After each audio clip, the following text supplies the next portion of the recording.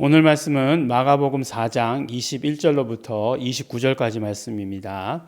함께 읽겠습니다.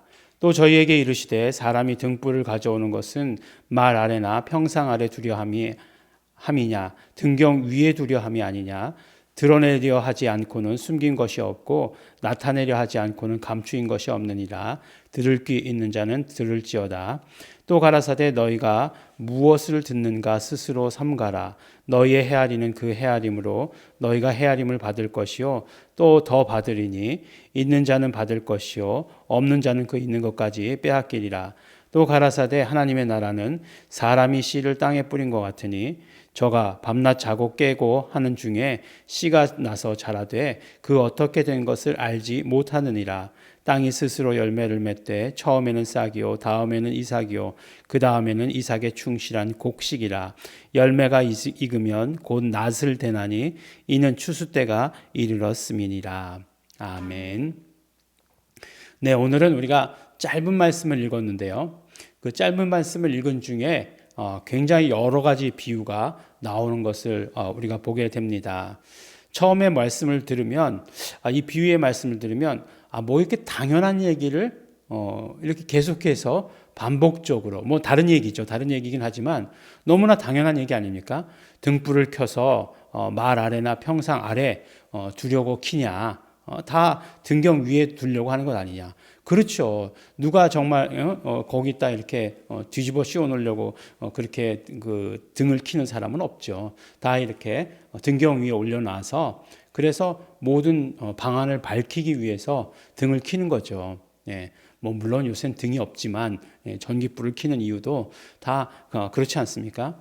그러면 어떻게 돼요? 불이 밝아지면 감추었던 것들이 다 드러나고 숨겨뒀던 것들도 다 나타나게 된다. 이 말씀이잖아요. 우리가 지금 말 자체가 고어체라 그렇지 우리 이거 세 번역으로 한번 읽어보세요. 그냥 다 그런 얘기예요. 등불을 켜서 위에다 두려고 켜는 것 아니냐? 그렇게 켜고 나면 다 숨겨둔 것은 다 드러나게 되어 있고 감춰둔 것은 다 나타나게 되어 있다. 그렇지 않습니까? 깜깜하면 아무것도 안 보이죠. 깜깜하면 아무것도 안 보이죠. 근데 전깃불을 딱 켜면 어떻게 됩니까? 전깃불을 딱 켜는 순간 다 보이게 되죠. 네. 근데 갑자기 이 얘기를 하면서 아주 그냥 징그러운 그런 생각이 떠올랐어요. 여러분 제가 이렇게 얘기하면 딱 뭔지 다 알 거예요. 이렇게 뭐 껌껌한 부엌에 불을 탁 켰더니 뭐가 팍 이렇게 그냥 사라지는 것 그런 거 경험하신 적 있습니까? 검은 것들 있잖아요. 이렇게 막 기어다니는 것들, 바퀴벌레 같은 것들. 요새는 이제 이렇게 다 방역들이 잘 돼 있고 그래가지고 그렇죠. 요새 보니까 이거 그 코로나 때문에 방역을 열심히 해서 그런지 벌레 같은 거 겨댕기는 걸 잘 못 보겠어요. 교회가 지하라서 가끔가다 벌레가 나타나는데 요새는 뭐 곱등이 뭐 이런 것들, 귀뚜라미 이런 것들도 전혀 보이지 않습니다. 그럼 뭐 좋은 거라고 해야 되나요? 나쁜 거라고 해야 되나요? 근데 그렇게 불이 밝으면 보여지게 돼 있어요. 이게 무슨 얘기일까? 무슨 얘기일까? 궁금합니다. 근데 사실 비유라고 하는 것은 우리가 어제도 말씀드렸지만 말씀 가운데도 나눴지만 알아듣는 자는 알아듣게 하고 못 알아듣는 자는 못 알아듣게 하려고 비유를 말씀하셨다는 거예요. 근데 보니까 우리가 이것을 어떻게 아는 자인가 이렇게 생각해 보면 이게 어떤 그런 영적 세계에 대한 이야기를 우리가 이해하지 않고는 이 말씀은 그냥 그렇고 그런 이야기예요. 그러니까 무엇입니까? 등불이라고 하는 것. 예수님께서 이 땅에 오셨다는 것은 빛으로 오셨다고 말씀하셨어요. 빛으로 오셨다는 것은 왜 그 빛으로 오셨죠? 숨으시려고? 아니죠. 등경 위에 서서 정말 그 숨겨둔 것을 드러내고 감추인 것을 나타내 주시기 위해서 빛으로 오셨다라고 얘기하시는 거죠. 그동안 예수님이 오시기 전에 이 땅은 어두움이었어요. 어두움이었는데 어두움 가운데 예수님께서 빛으로 오신 것입니다. 왜 그러셨을까요? 왜 어두움이었을까요? 어두움이었던 것들은 세상 권세 잡은 자가 이 땅에 세상 권세 잡은 자가 바로 마귀죠. 사단이 이 땅을 그 뒤흔들고 있었기 때문에 그렇죠. 마귀는 어둠이고 사단은 어둠이기 때문에 그래요. 그래서 이 땅에 어둠이 있었죠. 그런데 예수님이 오셔서 그 모든 어두움의 실체들을 밝히 드러내시겠다라고 이렇게 말씀하시는 거죠. 어두움의 세력에 대한 선전포고와 같은 그런 말씀이죠. 그러니까 뭐 너무나 당연한 얘기지만 이렇게 당연한 얘기를 정말 당연한 듯이 하면 무섭게 되는 거죠. 네, 그렇죠. 당하는 입장에서는 정말 무섭게 되는 거죠. 그 다음에 또 가라사대 너희가 무엇을 듣는가 스스로 삼가라. 너희의 헤아리는 그 헤아림으로 너희가 헤아림을 받을 것이요 또 더 받으리니 라고 이렇게 말씀하고 있어요. 이게 사실은 말이 어려워서 그렇지 한국말이 이제 어렵게 해석을 해놓은 거예요. 근데 이 말씀은 어떤 비유의 축소판이냐면 달란트 비유의 축소판이에요. 네. 우리가 달란트 비유 알지 않습니까? 네. 5달란트를 맡기고 간 사람이 열심히 일해서 5달란트를 남겼다는 거예요. 헤아리는 그 헤아림으로 너희가 헤아림을 받을 것이요. 그러니까 되어서 주는 만큼 너희가 받을 것이다. 이런 말씀이에요.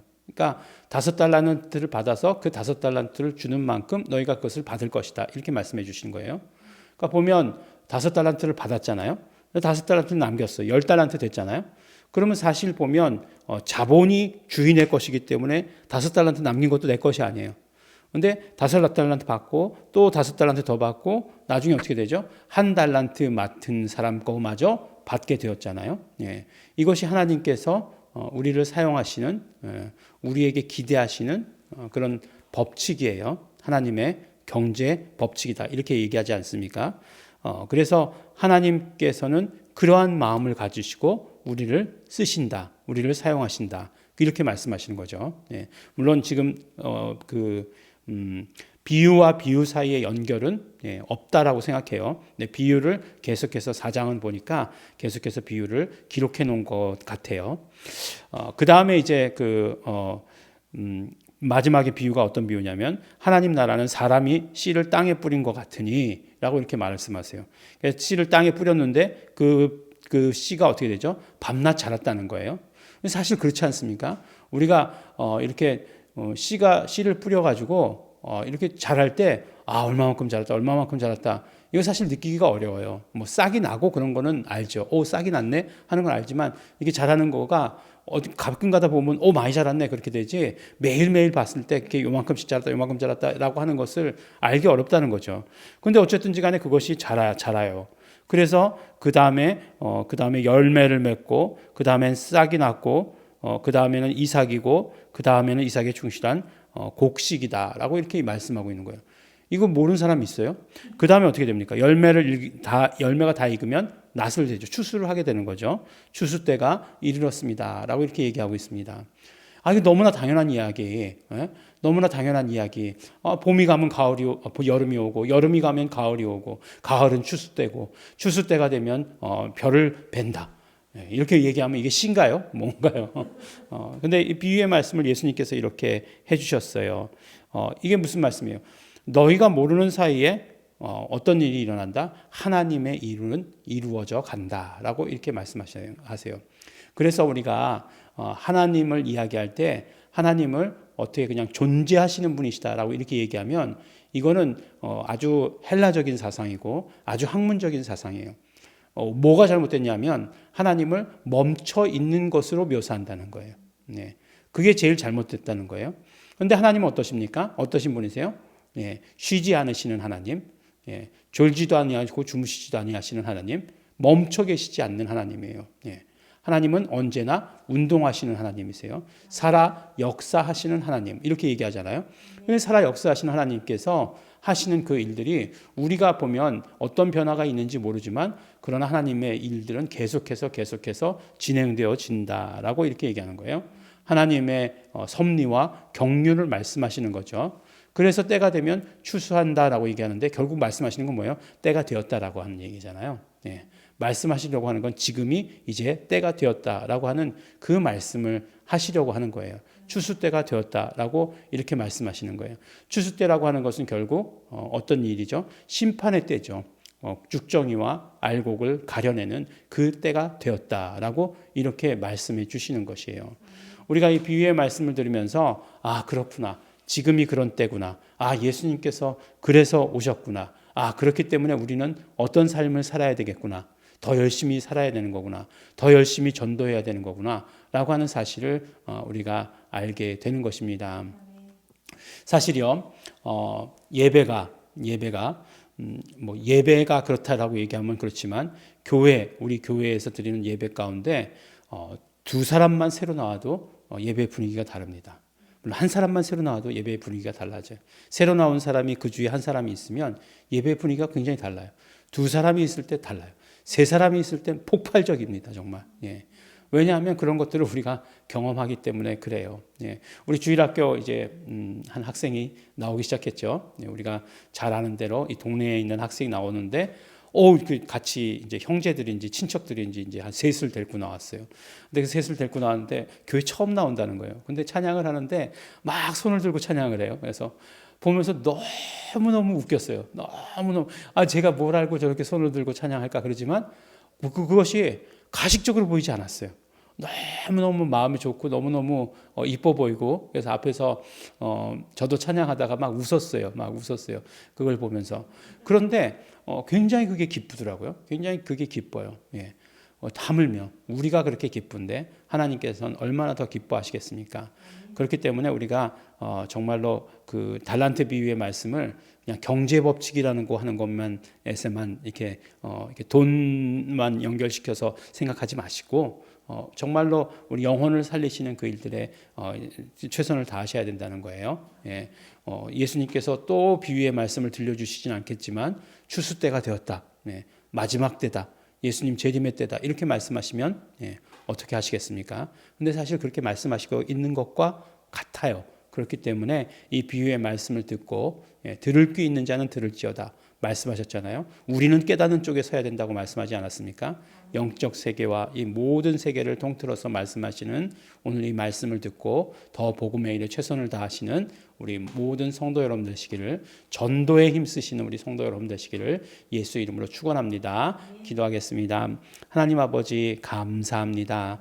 하나님 아버지 우리 비유의 말씀을 들었습니다. 우리는 들을 귀 있는 자가 되기를 소원합니다. 그래서 말씀하신 것들을 온전히 깨닫게 되게 하여 주시옵소서. 모든 영적 싸움에서 정말 승리하시기 위해서 오신 예수 그리스도를 우리는 쫓아가게 하여 주시옵시고, 또 그러므로 말미암아 우리 정말 달란트를 남기는 자들 되게 하여 주시옵시고 사용하는 자들 되게 하여 주시옵시고, 또한 아버지 하나님 그뿐만 아니라 정말 하나님의 나라가 이루어지는 이것에, 하나님이 일하시는 이것에 쓰임받는 자 될 수 있도록 축복하시옵소서. 감사드립니다. 예수님 이름으로 기도드렸습니다. 아멘. 그러므로 우리 이 시간 기도하실 때 우리는 온전한 성령님의 인도하심 가운데 살기를 소원합니다. 성령님이 깨우쳐 주시는 대로 민감하게 살 수 있도록 되기를 원합니다. 죄에 대해서 민감할 뿐 아니라 하나님의 나라에 이루어지는 일들에 대해서, 하나님의 뜻에 대해서 민감한 자 되게 하여 주시옵시고, 그러므로 우리가 받은 달란트 최선을 다해서 애쓰고 노력하는 자들 될 수 있도록 축복하시옵소서. 성령님 역사하여 주시옵소서. 다 같이 통성으로 기도하시겠습니다.